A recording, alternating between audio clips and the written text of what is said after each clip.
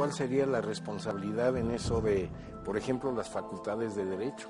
en nuestras universidades, para abrir carreras en Derecho consuetudinario. ¿Sería factible eso? ¿Existe algo así en alguna parte, en algunas de las universidades interculturales que ya se están abriendo en el país? Sí, algunas, bueno, la propia Universidad Nacional Autónoma de México, la Universidad de la Ciudad de México, sí, hay varias universidades, obviamente las interculturales, pero personalmente pensaría que nos está faltando hacer más una teoría de lo que significaría el derecho indígena, porque me parece que todavía hay una gran tendencia a hablar de materias, por ejemplo, de antropología jurídica, que si bien en un momento esta disciplina y otras más ayudaron a enfocar como una temática especial lo que está sucediendo con los sistemas normativos en los pueblos y comunidades indígenas, creo que como abogados también nos está faltando una discusión mucho más teórica de cómo resolver finalmente esta convergencia de sistemas normativos, pero por supuesto que ojalá que estas materias no dejaran de ser optativas, que es como hoy se resuelven, sino más bien sean obligatorias, ¿no? Y no solamente en las universidades no indígenas, sino también en las indígenas, porque yo sí creo que tenemos mucho que fortalecer estos diálogos interculturales. De otra manera, creo que no nos vamos a seguir ni entendiendo, ni vamos a poder lograr consensos que son muy necesarios para el país. Bueno, hay algunas personas que dicen que no se puede realmente enseñar formalmente lo que se llama el derecho indígena o el derecho consuetudinario indígena, porque no existe una sola estructura ni una sola variante, sino cada comunidad tiene sus propias normas, sus propias tradiciones, en fin, y que entonces que hay muchos derechos indígenas a la par con el derecho positivo. Pero otra pregunta que también se plantea con frecuencia y que yo creo que es más cuestionable todavía, es que se oye decir que el derecho consuetudinario no protege suficientemente los derechos humanos de las personas, ¿no? Que hay muchos abusos que se cometen contra las personas, particularmente las mujeres, incluso en las propias comunidades indígenas, y que por eso el derecho consuetudinario pues no debe ser admitido como algo paralelo, por ejemplo, al derecho positivo, porque no hay garantías para la protección de los derechos humanos individuales. Marta, yo sé que tú has trabajado ese tema, ¿qué tienes que decir al respecto? Bueno, yo creo que primero tendría que decir que a mí el sistema de justicia mexicano es el que siento y veo que nos ha violado más derechos, ¿no? Colectivos e individuales. Siento que el derecho indígena no es una cuestión romántica de decir que todo está bien totalmente. Creo que Bruno lo decía hace unos momentos, nos adoptaron a un sistema único de justicia, ahora estamos reconstruyendo nuestra historia y reconstruyendo nuestros sistemas. Nunca murieron, por fortuna, ni los sistemas de justicia, ni nuestra lengua, ni nuestra vestimenta, ni gastronomía, ni nuestro ser y nuestra ideología y nuestra identidad. Creo que tenemos que aquí ir a un punto central de que de pronto se quiere hacer aparentar en México o en cualquier parte del mundo, incluso hay países que todavía ni reconocen a pueblos indígenas o pueblos originarios en su territorio. Volviendo a México, tendríamos que replantearnos si en verdad a 200 años y a 100 años se quiere reconocer a los indígenas, no solo en la Constitución, en el artículo 2, sino cómo eso se aterriza en la vida práctica de las mujeres y de toda la población indígena. En la vida práctica para las mujeres, el 2001, que yo espero que Larisa creo que lo va a comentar, ¿verdad? Porque fue actora importante en ese contexto. Cuando la reforma constitucional, nosotras como mujeres indígenas creemos que ya queremos salir de ese proceso de victimización en los que nos encasillaron primero. Y no vamos a negar que somos víctimas de violaciones de derechos humanos del ejército, del sistema de impunidad, de justicia. Ahí hay muchos casos que seguro se van a enumerar porque son visibles a los ojos de todo el mundo. Son casos ahora llamados emblemáticos y son casos donde pese a que se constata la violación de derechos humanos del sistema mexicano, se niega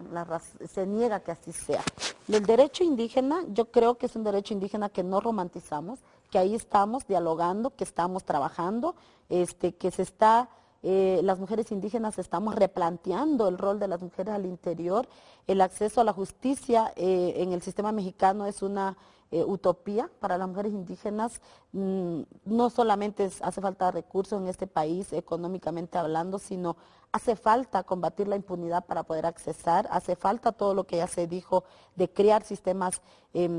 adecuados a los pueblos indígenas, aparte de los sistemas propios que hay. En los pueblos indígenas, entonces, la violación de nuestros derechos es una realidad por muchos contextos que hay, pero también es una realidad que no queremos que usen los políticos como lo hicieron en el 2001, de decir solo los usos y costumbres, como ellos le llaman, son los que violan los derechos de las pobrecitas mujeres indígenas. Nosotras creemos que, como lo puedo comentar en las propias experiencias, nosotras desde antes de nacer ya se nos están violando nuestros derechos.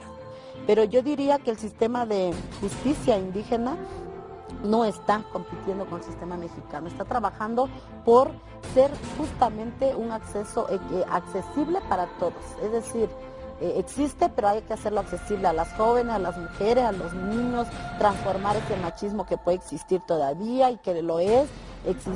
transformar la visión de quienes en una autonomía, por ejemplo, en este país, se puede alcanzar si todos somos de verdad iguales ante la ley, ya sea la ley mexicana o la ley indígena, ¿verdad? Entonces, yo creo que estamos avanzando, no hay un sistema único responsable, en este caso el indígena, el sistema de justicia no es el único responsable que no accesemos a la justicia en este país. Yo creo que nos está permitiendo este sistema indígena ser partícipes de la construcción de esa justicia. En cambio, en el sistema mexicano no podemos participar en alta manera como quisiéramos, porque está como muy restringido, está también en un sistema de mucha impunidad donde ciertamente hay muchos profesionistas, abogados indígenas, pero que finalmente ahora no vemos a alguien en la corte, por ejemplo, indígena, ¿no? No vemos a una mujer, a un hombre indígena. Hay muchos filtros todavía que tienen que ver con el racismo y discriminación, y no es que no haya indígenas preparados, es que hay mucho filtro en este país que no quieren que tomemos la conducción, no para el beneficio nada más de los indígenas, sino de la población en general en México. Bueno, por lo visto hay violaciones que se arrastran desde hace mucho tiempo, que forman parte del sistema, de la estructura social, de la ideología nacionalista dominante, de las formas de distribución del poder y que tienen que ver con el sistema político. Todo eso se ha dado en este año del bicentenario y del centenario, se ha dado a conocer, ¿no? Pero una de las áreas más conflictivas que se ven actualmente es el área de los abusos de los derechos humanos de hombres, mujeres y niños indígenas, muchas veces a nivel muy local, no solo en los sistemas de justicia formales, sino en las comunidades, en los barrios, en las ciudades, urbano, rural, donde sea,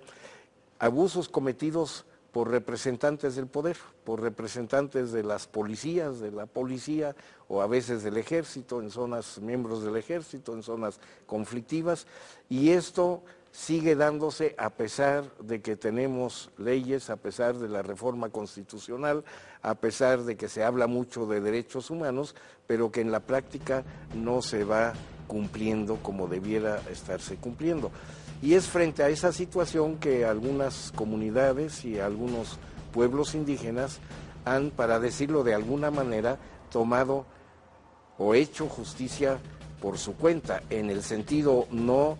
de estar actuando al margen de la ley, sino en el sentido de tomar la ley y hacerla propia, sobre todo en materia de seguridad. Y tenemos una experiencia muy interesante que tiene ya 15 años de la llamada policía comunitaria en el estado de Guerrero, donde una serie de comunidades locales decidieron realmente crear su propio sistema de justicia y su propio sistema de seguridad propia, comunitaria, precisamente por las fallas del sistema dominante del Estado. Y está aquí Bruno Plácido, que es el fundador de la Policía Comunitaria de Guerrero, que es un ejemplo realmente de lo que se puede hacer cuando una comunidad adopta y toma conciencia de sí misma y toma la decisión de resolver estos problemas que el sistema no le ha resuelto, el sistema dominante no le ha resuelto. Bruno, ¿nos puedes contar algo de esa experiencia que tú has vivido y que es ya casi un ejemplo a nivel internacional de lo que se ha logrado hacer? ¿Y qué es lo que se ha logrado y qué es lo que no se ha logrado con esta experiencia? Creo que, aunque la ley dice que el Estado tiene la obligación de garantizar seguridad y justicia, pero en hecho no. ¿Por qué en hecho no? Porque hay un poder secuestrado, un poder público secuestrado a manos de grupos y que difícilmente resuelvan el problema de los pueblos indígenas y de los pueblos del Estado mexicano que no sean indígenas. Porque el poder secuestrado desde el método cómo llegan nuestro gobernante, desde la forma en cómo implementan leyes sin consultar. Por ejemplo, hoy se ejerce una democracia representativa, o sea, que solamente nos ocupan para votar, pero no para decidir como ciudadano. Ahí está el primer error. El otro error que hay es que solamente ellos deciden por todo, solo un hombre decide el asunto de la justicia, decide el asunto de la economía, deciden la política pública de decisiones y a dónde nos han llevado un fracaso totalmente grave en este país. Y de ahí a nosotros como los más marginados, los más olvidados, pues nos llevan entre las patas, ¿no?